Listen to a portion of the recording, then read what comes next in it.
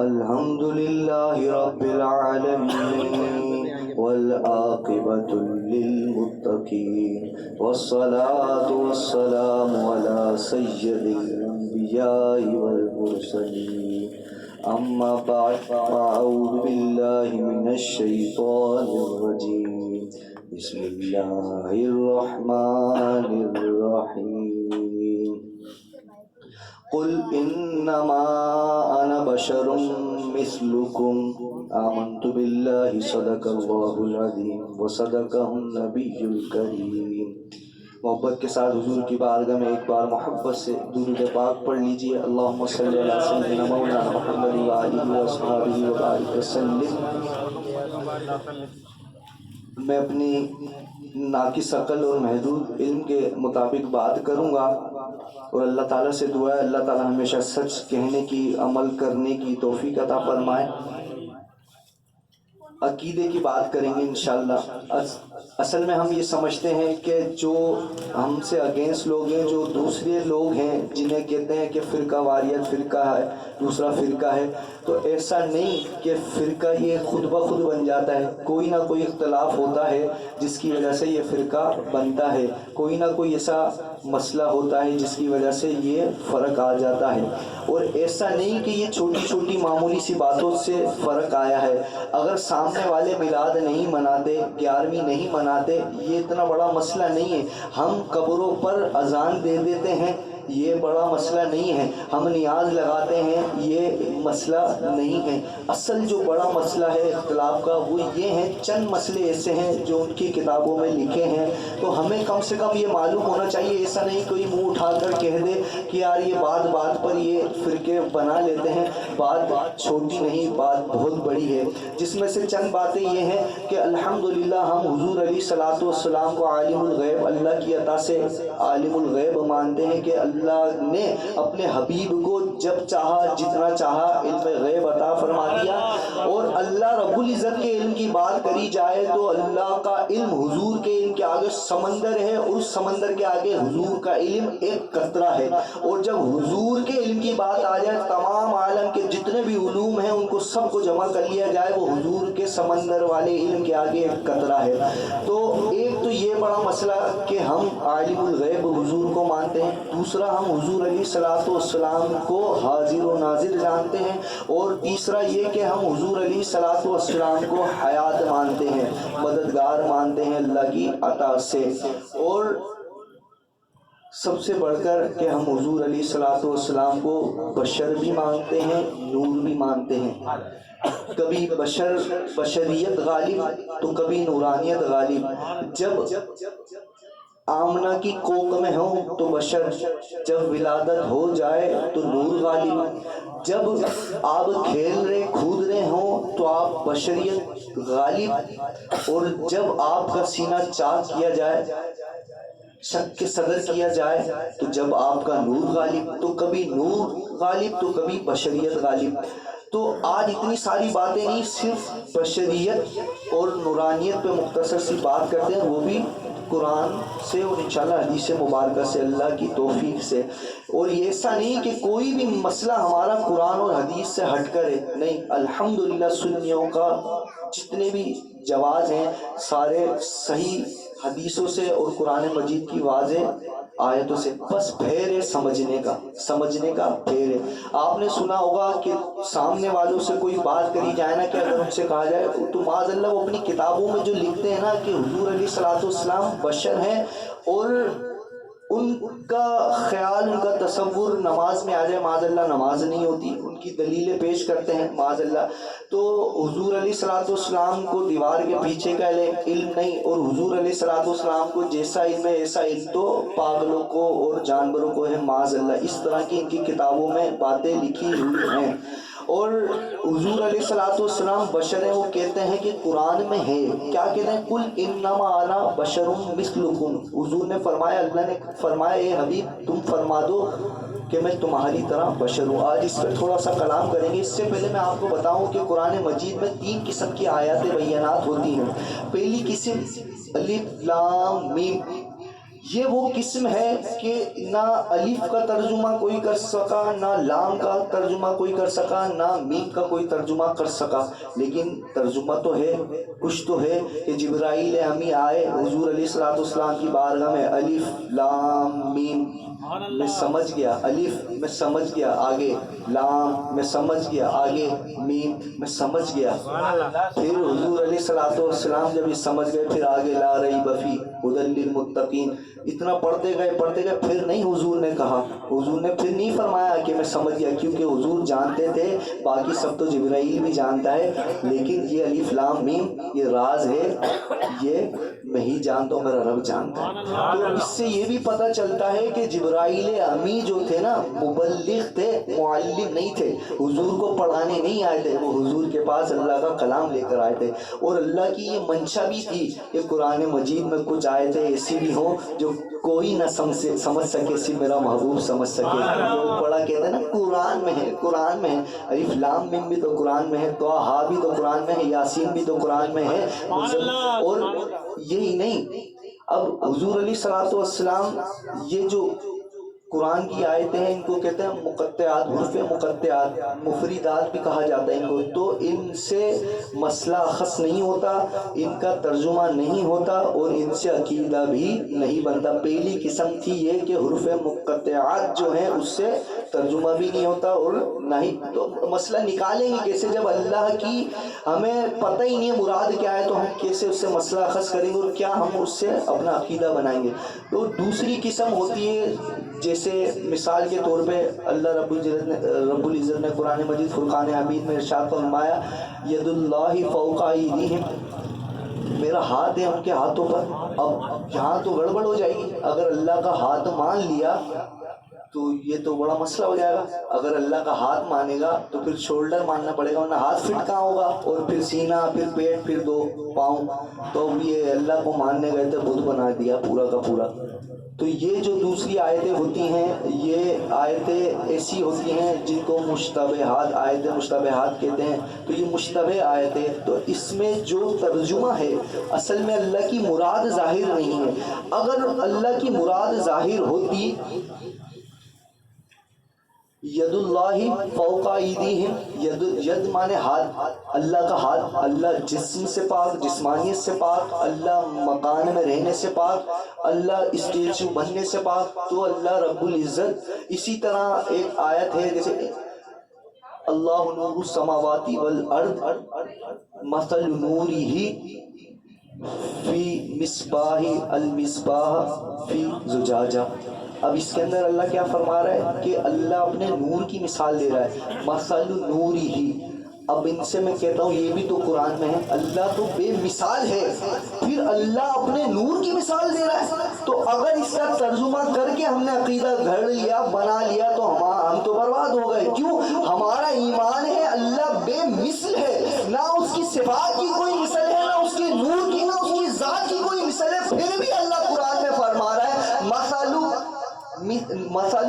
نورہ، میں اپنے نور کی مثال اللہ دے رہا ہے۔ تو اللہ، یہ صورت بھی، یہ آیت بھی کیا ہے؟ یہ وہ ہیں جن سے مسئلہ اخذ نہیں ہوگا۔ تو اب تیسری چوتھی آیت میں پڑھنے لگوں گا تو بہت زیادہ ہو جائے گا، تو یہ دوسری قسم کی آیت ہو گئی کہ جس سے ہم ترجمہ جیسے کر سکتے ہیں، لیکن ہم اس سے مسئلہ اخذ نہیں کر سکتے، کیونکہ جو ظاہر ہے وہ اللہ کی مراد نہیں ہے، اور جو اللہ کی مراد ہے وہ اس میں ظاہر نہیں ہے، تو اس لیے ان کو مشتبہ آیات کہتے ہیں، تو اس پہ ہم کچھ کلام نہیں کر سکتے۔ اسی طرح ہی قل انما انا بشر مثلکم، اللہ نے فرمایا محبوب تم فرما دو کہ میں تمہاری طرح بشر ہوں۔ اچھا، اب یہاں غور یہ کرنا پڑے گا اللہ کا مخاطب کون ہے، جس سے اللہ مخاطب ہو رہا ہے وہ ہے کون؟ تو سامنے جو ہے ابو جہل ہے، ابو لہب ہے، شیبہ ہے، عتبہ ہے، بڑے بڑے کافر ہیں اور بڑے بڑے مشرک ہیں، ان کے سامنے اچھا اب اللہ نے کہلوایا ہے، کہا نہیں ہے، کہلوایا محبوب تم کہہ دو کہ میں تمہاری طرح بشر ہوں۔ اب دل سے آپ فیصلہ کریں کہ حضور علیہ الصلوۃ والسلام کو کوئی یہ کہہ سکتا ہے کہ حضور علیہ الصلوۃ والسلام، معاذ اللہ میرے منہ میں خواب، لیکن سمجھانے کے لیے کیا کوئی یہ کہہ سکتا ہے کہ حضور علیہ الصلوۃ والسلام یہ جو فرما رہے ہیں قل انما انا بشر مثلکم، میں تمہاری طرح بشر ہوں، یعنی کہ کوئی یہ کہہ سکتا ہے کہ حضور علیہ الصلوۃ والسلام ابو لہب کی طرح ہیں، ابو جہل کی طرح ہیں، ابو یہ جتنے بھی کفار ہیں کیا ان کی طرح ہیں؟ یہ کوئی اپنے منہ سے کہہ سکتا ہے؟ نہیں کہہ سکتا۔ تو اس کا مطلب یہ آیت بھی متشابہ ہے، یعنی کہ اس میں جو ظاہر ہے وہ اللہ کی مراد نہیں ہے، اور جو اللہ کی مراد ہے وہ اس میں ظاہر نہیں ہے۔ تو یہ دوسری قسم کی آیت ہے جن کو مشتبہات کہتے ہیں، متشابہات کہتے ہیں، ان سے مسئلہ اخذ نہیں ہوتا۔ اور تیسری قسم کی آیت ہوتی ہیں محکمات، یعنی کہ جن سے احکام جاری ہوتے ہیں، جیسے قل هو اللہ احد اللہ الصمد لم یلد ولم یولد ولم یکن لہ کفوا احد، اس میں جو اللہ کی مراد ہے وہی ظاہر ہو رہی ہے، اور جو ظاہر ہے وہی اللہ کی مراد ہے۔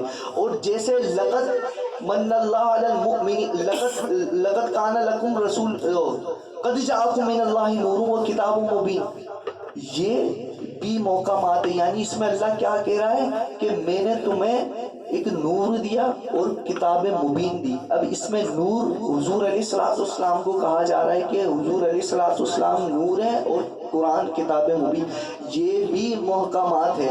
اچھا، یہ جو آیت ہے اس میں جس میں حضور علیہ الصلوۃ والسلام کو ظاہراً نور کہا جا رہا ہے، لیکن افسوس کے ساتھ کہ اس محکم والی آیت کو چھوڑ دیا، وہ مشتبہ والی آیت کو جو تھی جس پہ شبہ تھا اس کو پکڑ لیا، قل انما انا بشر مثلکم۔ ایک واضح آیت ہے اس کو چھوڑ دیا، تو اس میں لگتا ہے نا کہ کوئی نہ کوئی تو آنکھوں میں تنگی ہے، کوئی نہ کوئی تو دل کے اندر کجی ہے کہ ایک محکم والی آیت کو چھوڑ کے کوئی مشتبہ والی آیت، مشابہات والی آیت کو پکڑ لیتا ہے۔ تو اب جو عام لوگ ہیں وہ ترجمہ نہیں کر سکتے ان آیتوں کا، لیکن علماء کرام مجتہدین ان کے اوپر ایک چانس ہوتا ہے کہ اس میں تعویل حسن کریں، ان صورتوں میں، ان آیتوں میں جو مشتبہ ہیں تو اس کے اندر مشابہات والی جو آیتیں جتنی بھی ہیں ان کے اندر تعویل حسن کریں۔ تعویل حسن سے مراد کہ جس کا ذکر اس صورت، اس آیت کے اندر ہے، اس کی شان بھی نہ گھٹے اور کوئی تعویل ہو جائے۔ اب میں مثال آپ کو دیتا ہوں اس کی، کہ جیسے ید اللہ فوق ایدیہم، اب اس کا ترجمہ اس میں تعویل حسن کریں گے تو ید اللہ کہیں گے، کیا کہیں گے؟ دست قدرت۔ اب دیکھو دست قدرت کہا نا تو اللہ کی صفات بھی باقی رہی، اللہ کا واحد ہونا بھی باقی رہی، اللہ کی نورانیت بھی باقی رہی، اس میں کوئی بھی کچھ نہیں ہو۔ یہ علماء کرام کے پاس ایک چانس ہوتا ہے کہ وہ تعویل حسن کرے، اس میں تعویل حسن کی تو ید اللہ سے کیا لیا؟ دست قدرت۔ اچھا، دوسری میں نے آیت پڑھی تھی اللہ نور السماوات والارض مثل نورہ، اب یہاں جو اللہ نور ہے نا، اللہ نور، تو اس کے اندر بھی تعویل کی علماء کرام نے، اس کو کیا، یہ نور نہیں منور ہے اصل میں، یعنی کہ نورانیت کرنے والا، نور دینے والا، منور کرنے والا، تو اللہ منور السماوات والارض ہو گیا، اس میں بھی تعویل حسن کی۔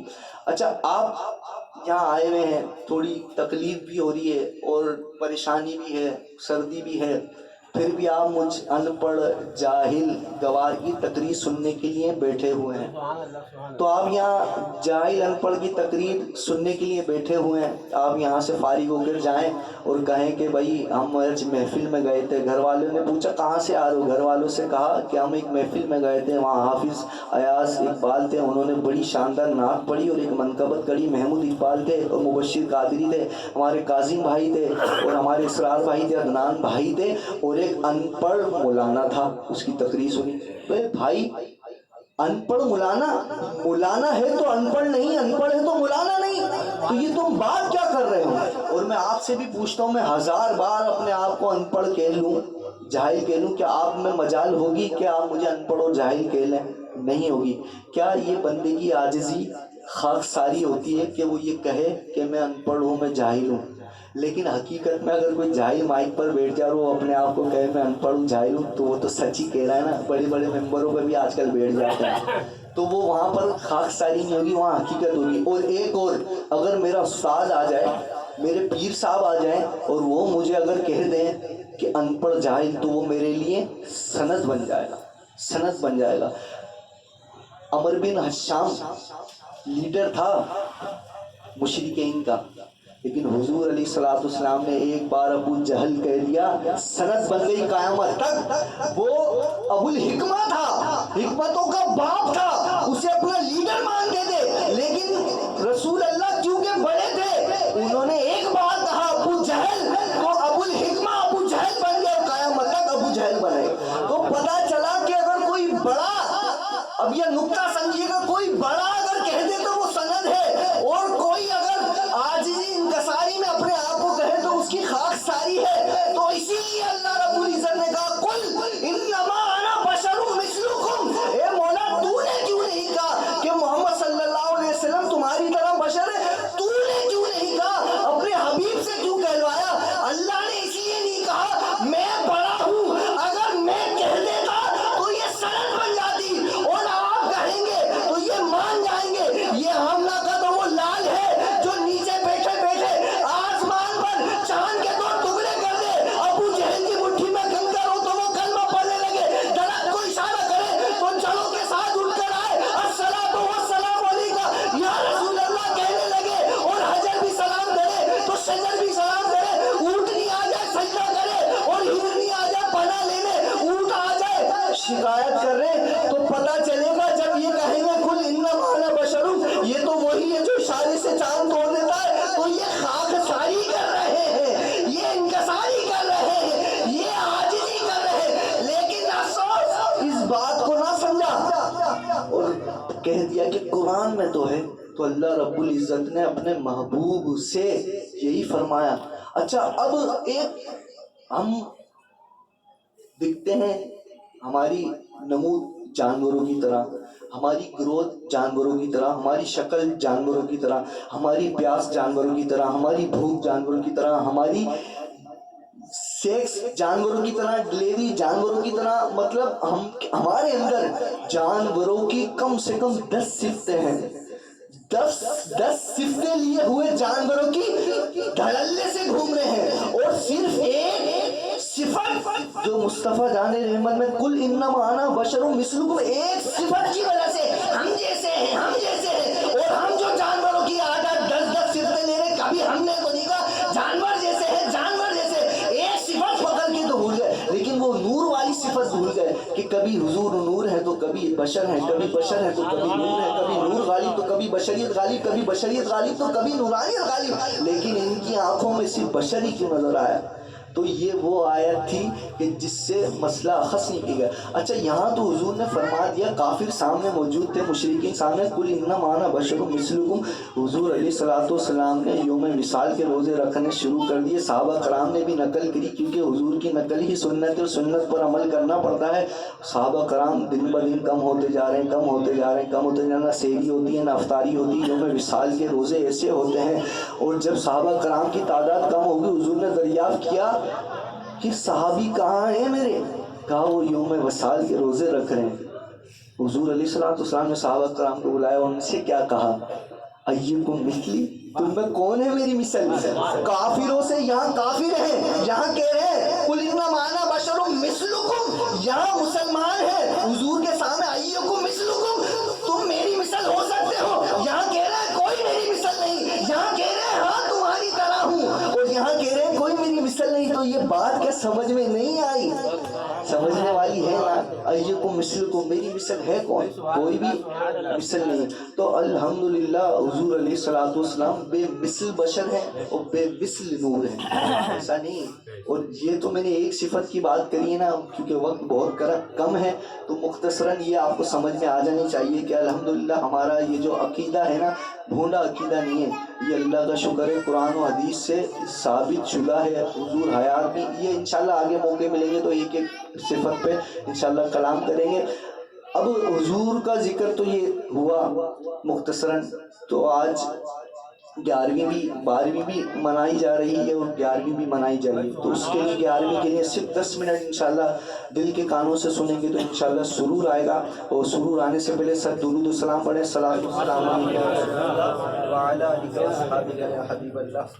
اللہم صلی علی سیدنا مولانا محمد وآلہ وصحبہ وبارک وسلم. رضی اللہ عنہ سیدنا مولانا محمد وآلہ وصحبہ وبارک وسلم. نعرہ تکبیر، نعرہ رسالت، نعرہ حیدری، نعرہ غوثیہ، علماء اہل سنت. سننا دل کے کانوں سے ہے. ایک ڈاکو کی کہانی ہے، سچی کہانی ہے کہ عبداللہ عراق کا مشہور ڈاکو، ہلاکت خیز، غارت گیر، ستم پیشہ قاتل، ایک روز خوفناک مہم سے واپس لوٹا اپنے گھر کی طرف. رات بہت زیادہ گزر چکی تھی.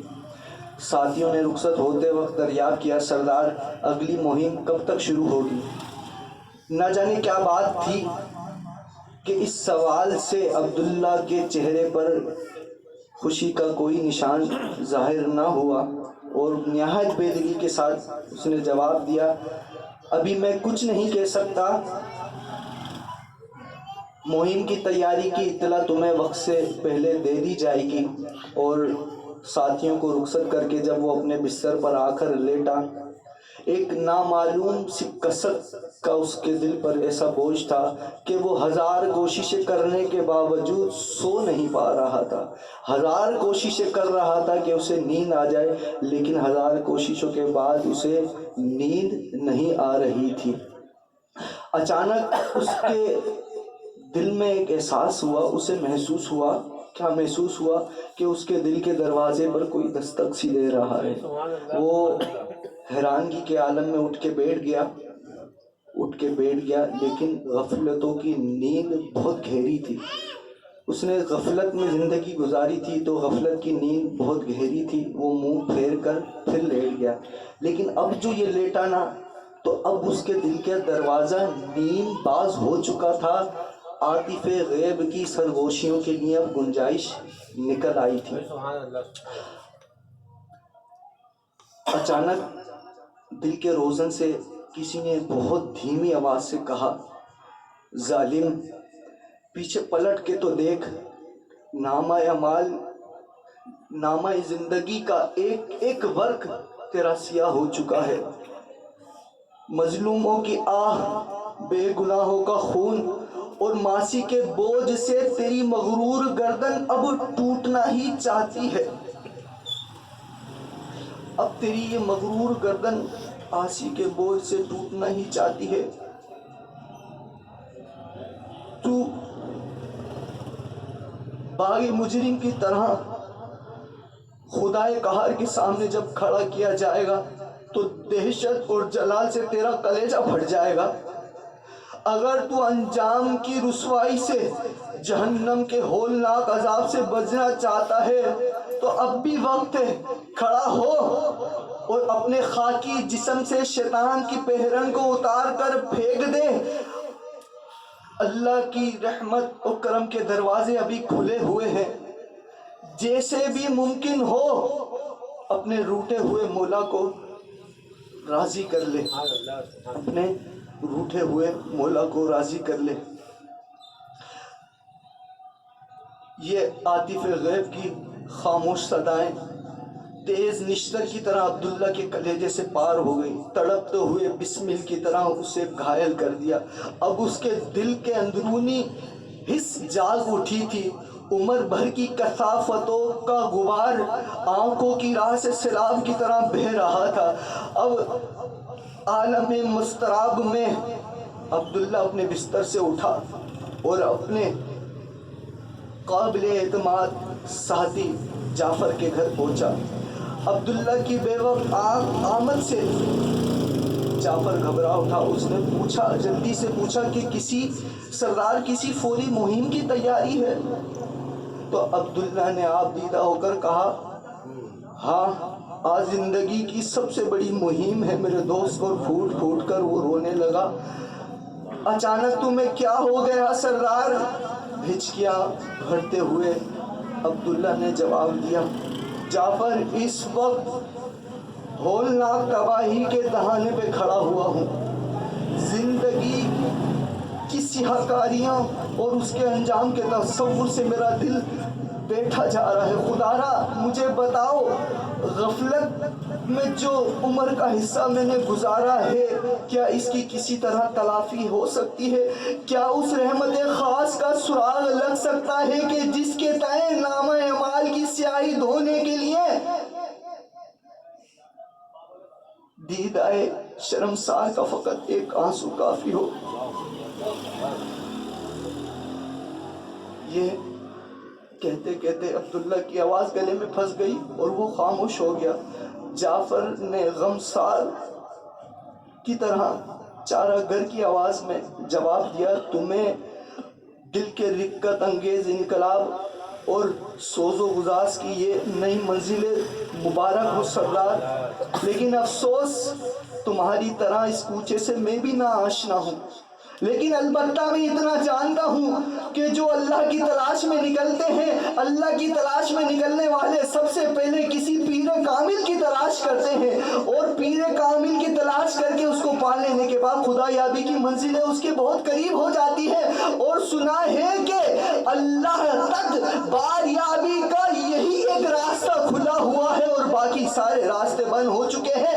اگر تم بھی خدا کی طرف قدم بڑھانا چاہتے ہو تو تمہارے لیے بھی اس کے سوا کوئی چارہ نہیں کہ کسی پیر کامل کا دامن تلاش کرو۔ اور سنتے ہیں، کہتے ہیں کہ اس راہ میں پیر کامل ہی اسی راہ کی نشیب و فراز سے واقف ہوتا ہے، اور پیر کامل کے بغیر آج تک کسی نے یہ راہ طے نہیں کی ہے۔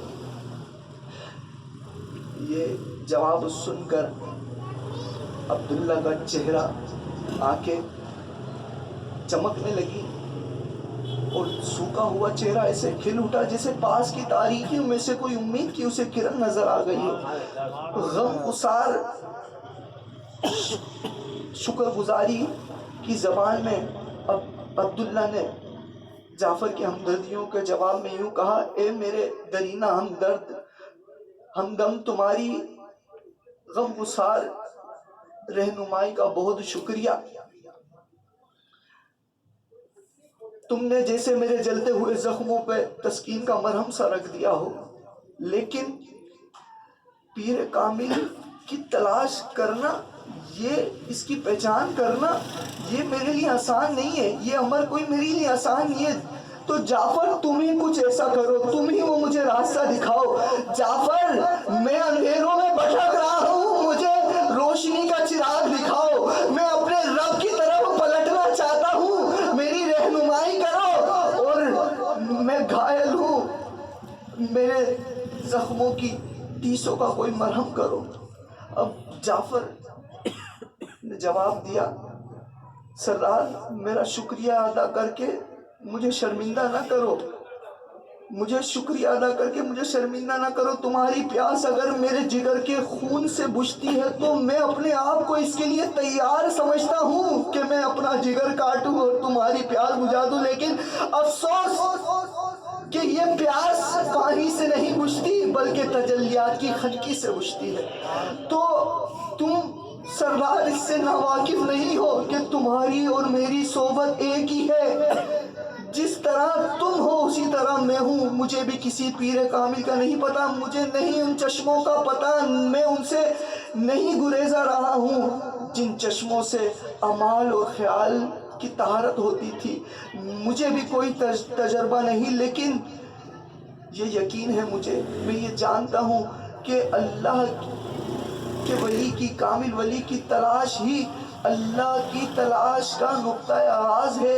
تم اللہ کا نام لے کر اللہ کی تلاش میں نکلو، خدا تمہاری ضرور مدد کرے گا۔ سردار یہ راہیں، یہ منزلیں طے نہیں کری جاتی بلکہ یہ منزلیں طے کروائی جاتی ہیں۔ ابھی 30 زخموں کی باقی تھی، لیکن زخموں کی جلن ابھی کچھ کم ہو گئی تھی۔ اب یہ رات کی تاریکی میں اپنے گھر لوٹنے والا عبداللہ خالی نہیں تھا، اکیلا نہیں تھا، اب اس کے ہاتھ میں ایک امید کا چراغ تھا۔